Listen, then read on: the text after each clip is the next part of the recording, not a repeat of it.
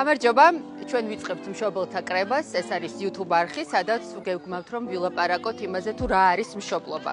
მე ვარ თამარ ფიროსმანიშვილი, მყავს ორი არაჩვეულებრივი გოგო, 23 წლის ვიყავი, როდესაც ჩემი პირველი შვილი გაჩნდა, ნინი.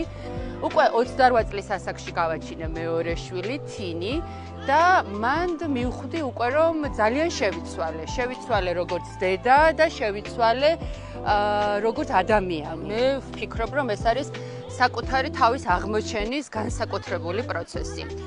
აი ეს შეგრძნებები, ეს ემოციები, ეს დარდები, ნერვიულობა გვინდა რომ თქვენს გაგიზიაროთ, შეგახვედროთ გამოუცდილ მშობლებს, რაც მთავარია ვილაპარაკოთ პროფესიონალებთან, რომლებიც დაგვეხმარებიან, რომ გადავლახოთ ეს ყველაფერი. მოკლედ, აი ამ ცოდნას, აი ამ გამოცდილებას გაგიზიარებთ თქვენს, ასე რომ შემოგვიერთით მშობელთა კრებაზე, ეს არის YouTube არხი, დასწრება თავისუფალია.